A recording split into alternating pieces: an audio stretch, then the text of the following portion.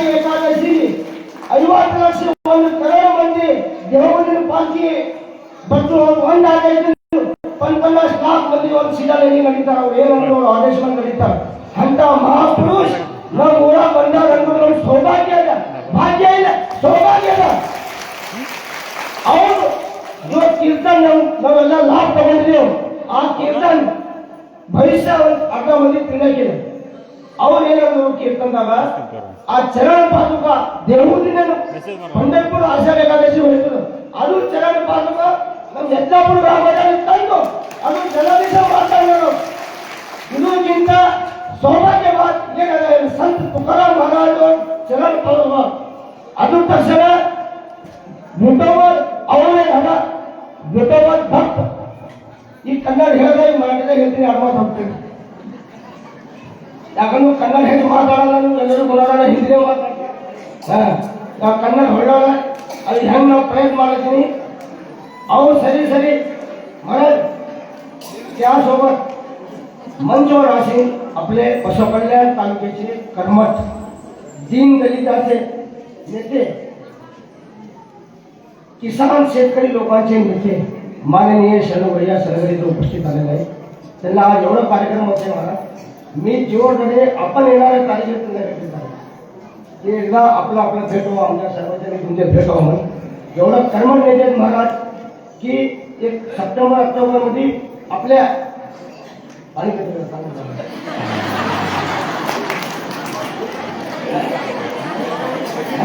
सगळे हसलो.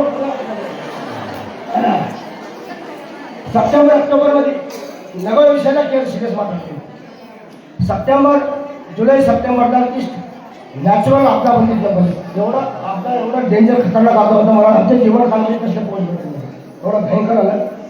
साक्षात तुम्हाला सांगतो 10 फूट पाणी शेतामध्ये हार्वेस्टिंग करायला एवढं त्रास. आमचे माननीय आमदार शरणभैया सलगर 10 फूट पाणीमध्ये उतरून गेले. असले नेता कर्नाटकामध्ये मला एक जिल्ह्यामध्ये दाखवा तुम्ही जो शेतकरीसाठी तिथं 10 फूट पाण्यामध्ये जाऊन शेतकरीच्या कंडिशन परिस्थिती बघायला असं कोणी नेता नाही जो शरणभैया सलगर. आणि ह्याच्याहून जास्त महाराज त्यात ते महाराष्ट्र गव्हर्नमेंट काय केलं ते आपल्याला बी आलंय, महाराष्ट्र गव्हर्नमेंटला बी आलंय. ते आपल्या काय झालं महाराष्ट्र गव्हर्नमेंट महाराज पर हेक्टर 35,000 रुपये दिले. आमच्या कर्नाटक सरकार 5,000 रुपये दिले. त्याच्या विरुद्ध आमच्या माननीय आमदार साहेब काय केले लक्ष्मण महाराज ओ महाराज लक्ष्मण महाराज त्याच्या विरुद्ध आंदोलन लय मोठे अर्धनग्न केलं महाराज. फक्त म्हणजे तो शेतकरी कोणत्या पोशाखमध्ये राहतात तो शेतामध्ये. आणि त्या रॅलीमध्ये महाराज स्वतःला चालूला मारून घेतले. का मारून घेतले की आपल्या शेतकरीला जो महाराष्ट्र प्रमाणामध्ये 35,000 रुपये द्यायला पाहिजे होतं तो कर्नाटक काँग्रेस बरोबर दिला नाही म्हणून. तर त्यांना त्या दिवशी मी येऊन भेटला आहे. हे आम त्याला गाडीमध्ये बसायच्या परिस्थिती नव्हता महाराज. असले आमदार आपल्या बसव कल्याण तालुक्याला लावले म्हणजे हे आपल्या बसव कल्याणचे दैवत आहे. कसं हिंदुस्थानमध्ये नरेंद्र मोदी आहे. हिंदुस्थान 2014 नंतर आपण एक सनातन धर्माला गर्व करतो ना. आणि बसव कल्याण तालुक्यामध्ये आम्हाला भी सनातन धर्माला गर्व आहे. आवाज आपला आमदार पाहिजे आहे. अर्ध्या रात्रीला आपल्याला तकलीफ होते. अर्ध्या रात्रीला कुठल्या पण शेतकरीला दीन दलितला कोणताही कुणाला रोड नाही कुणाला काम आहे सगळं काम. हा आपलं सरकार नाही तिथं बीजेपीचं काँग्रेसचं सरकार आहे. फंडचा प्रॉब्लेम आहे. तरी 2028 मध्ये आमदार परत एमएलए होईल. परत 2028 मध्ये मंत्री होईल एवढं खात्री. आणि तुम्ही आमदार शरणभैया सलगर इथे यल्लापूरमध्ये आले. आमचे विशेष मान ठेवून इथं आला. तुमचं व्यवस्थित बीजी शरणमध्ये आला. तुमचा खूप आभार आणि खूप धन्यवाद. आणि महाराज आपण यल्लापूरसाठी जो प्रेम दाखवलं हे फोनवरती महाराज इथं आलं. 400 किलोमीटर देहून इथपर्यंत तुम्ही आलाय आणि इथं कीर्तन सेवा दिलंय. हे कोणी मामूली गोष्ट नाही महाराज. हे लोकाला काही लोकांना अर्थ झाल्यासर पण तुम्ही एक शब्द म्हणला कीर्तन मध्ये जो तुम्ही न कळत शब्दाला तुम्ही बसल्या तुमच्या निष्ठेला तुम्ही प्रणाम आणि सलाम ठोकला महाराज. ह्यासाठी यल्लापूरच्या महिला मंडळी पुरुष मंडळी तरुण मंडळीला आम्ही हात जोडून विनम्र धन्यवाद म्हणतो, आभार म्हणतो. आभार तुमच्या सहयोगाने तुमच्या सहयोगाने एवढा मोठा कार्यक्रम झालाय. हा एक टाइम होता आम्ही तिथं छोटासा मंदिरमध्ये कीर्तन करत होतो, हरिपाठ करत होतो. आज एवढा मोठा मंडप उभा आहे. गाव वाघाईचा सपोर्ट आहे, सगळ्याचा सपोर्ट आहे ह्या सगळ्याचा सपोर्ट आहे. ह्यासाठी यल्लापूरचे खूप खूप आभार. आणि महाराज आपण आदेश द्यावं की तुमचे चरण जो तुकाराम महाराजांचे जो चरण आहे तुम्ही आदेश द्यायचा आणि तुमचं पालन करायचं. एवढं भव्य निधी आमदार साहेबांना सोबत घेऊन एवढा भव्य यल्लापूरमध्ये ते जलाभिषेक चरण पादुकाचे करू. हे माझ्या दोन गोष्टी संपवतो. हर हर हर हर. माझ्या विनंती आमदार साहेब दोन गोष्टी बोलावं. आगार तुम्हाला टाइम असेल नंतर महाराज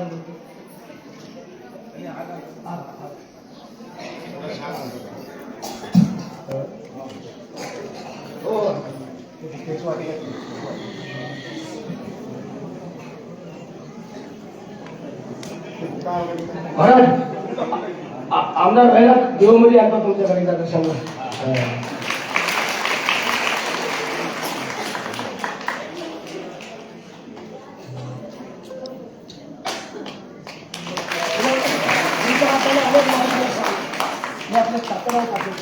ರೆಡ್ಡಿ ಸಾಬ್ರೆ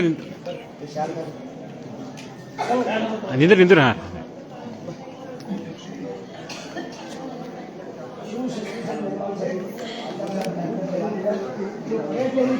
शिवाजी महाराज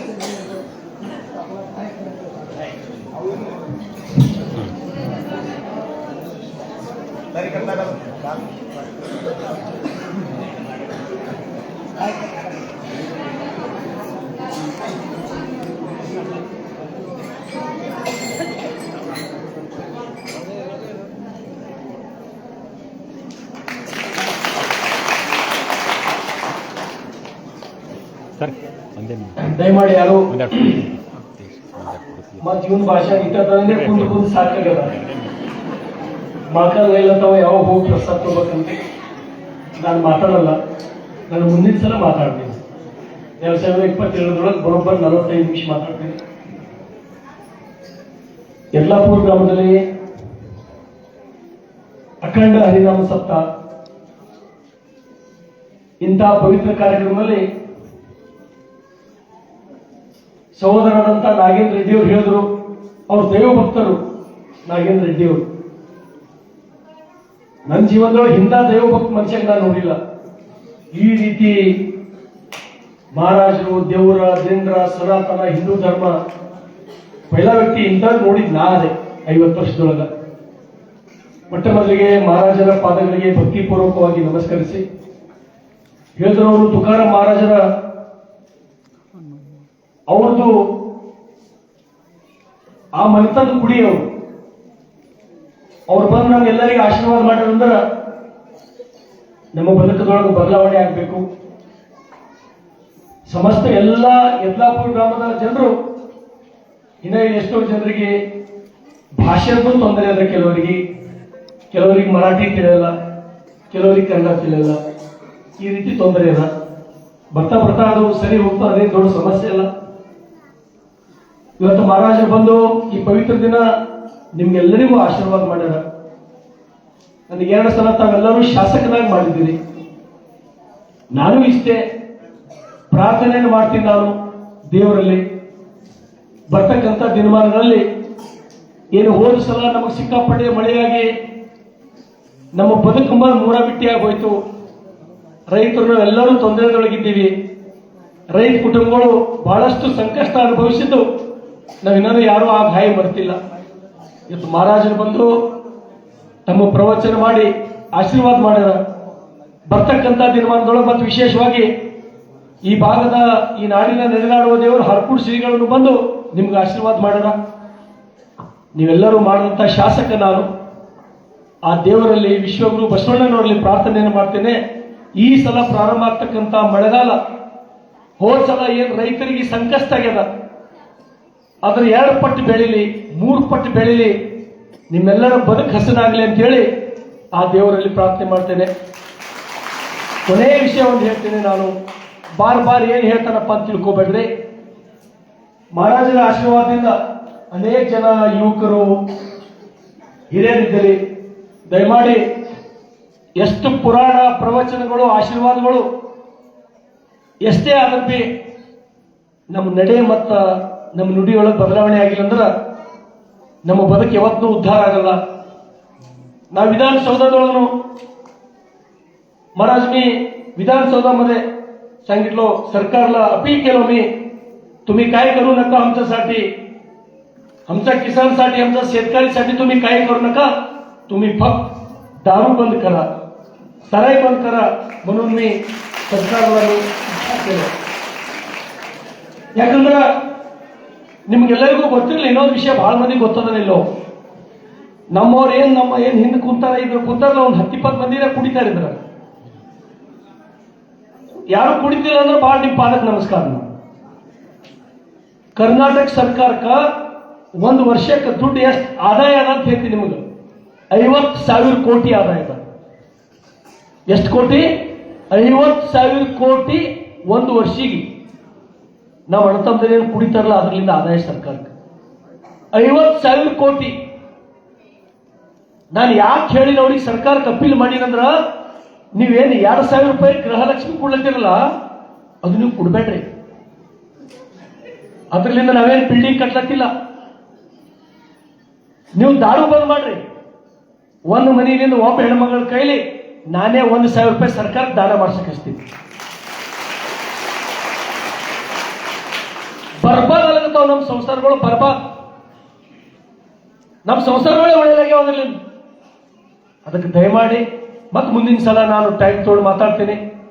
ಯಾಕಂದ್ರೆ ಎಷ್ಟು ನಂಗೆ ಭಾರಿ ನೋವು ಆಗ್ತದ, ಸಣ್ಣ ಸಣ್ಣ ಮಕ್ಕಳು ಕುಡ್ದು ರೋಡ್ ಮೇಲೆ ಗಾಡಿ ಮೇಲೆ ಸಾಯ್ತಾವ್ರಿ, ನೋವು ಆಗ್ತದಲ್ಲ. ಈಗೇನು ಭಾಳ ಹಿಂದಿನಕಿನಪ್ಲೆ ನೀವೇನು 10-12 ಮಕ್ಕಳು ಹಡೆಯಲ್ಲ. ಈಗಿನವ್ರು ಒಂದು ಪಾರ ಪೋರಿ ಇರ್ತವ, ಪಾರ್ಗಳು 2 ವೀಲರ್ ಮೇಲೆ ಕುಡ್ದು ಹೋಗ್ತಾವ, ಪಾರ್ ಆಕ್ಸಿಡೆಂಟ್ಗಳಿಗೆ ಸಾಯ್ತಾವ.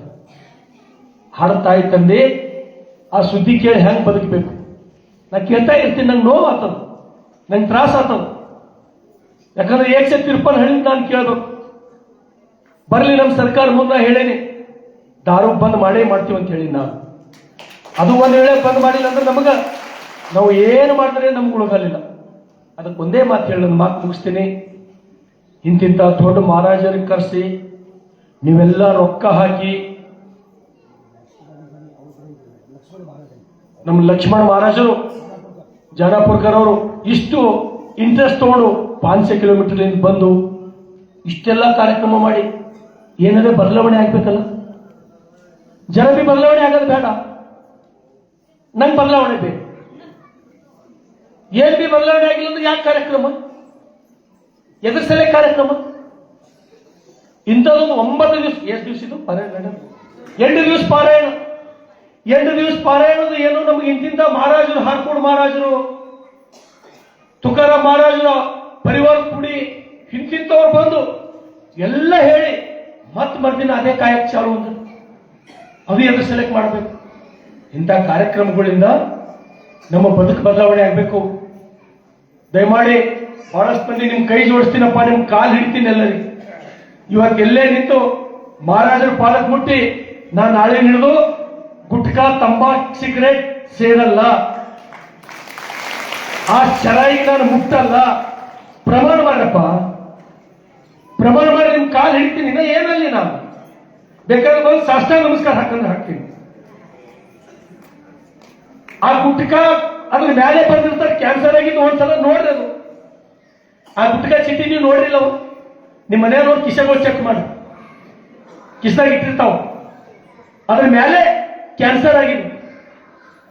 ಮತ್ ಕ್ಯಾನ್ಸರ್ ಆದ ಒಬ್ಬೊಬ್ಬರೊಂದು ಕ್ಯಾನ್ಸರ್ ಆಗಿ ಗುಟ್ಕಾ ತಿಂದು ಸಿಗರೇಟ್ ಸೇದಿ ಕ್ಯಾನ್ಸರ್ ಆಗಿ ಪೂರ ಹೊಲ ಮಾರಿ ಹೋಗಿ ರೊಕ್ಕ ದವಾಖಾನಿಗೆ ಹಾಕ್ತಾರೆ. ಹೊಲ ಹೋಗ್ತದ, 2-3 ವರ್ಷ ಅನ್ನ ಹೋಗಲ್ಲ ಮರಿ ಮಂದಿ, ಮತ್ ನಾವು ಹೋಗಿ ಆ ಜೀವನ ಕಳ್ಕೋಬೇಕು. ಎಷ್ಟು ತಪ್ಪು ಮಾಡೋದು ಇದು, ಎಷ್ಟು ಅನ್ಯಾಯ ಇದು. ನಾವು ಸುಖದಿಂದ ಬದುಕಬೇಕಲ್ಲ, ನಾವು ಎಷ್ಟೆಲ್ಲ ಏನಾರ ಚಲೋದು ಕೆಟ್ಟದ್ದು ನೋಡ್ಬೇಕಲ್ಲ. ನಾ ಎಷ್ಟು ಹೇಳಿದ್ರು ನಾ ಎಷ್ಟು 2019ದಾಗ ಬಂದಿಡಿದು ಹಿಂಗೆ ಹೊಯ್ಕೊಲತ್ತಂತೆ ಬ್ಯಾಡ್ರಿ, ಬಿಡ್ರಿ ತಮ್ಮ. ನಾವು ಗಳೆ ಹೊಡೆದ ಮಗ ಬಂದು 2 ಸಲ MLA ಆಗಿನಿ. ಕಾರಣ ಏನು? ಇಲ್ಲಿ ತರ ಶರಿ ಎಂಬಲ್ ಹಿಂಗ್ ನೋಡಿಲ್ಲ, ಹೊಳಿ ಅದ್ರ ವಾಸ್ ನೋಡಿಲ್ಲ.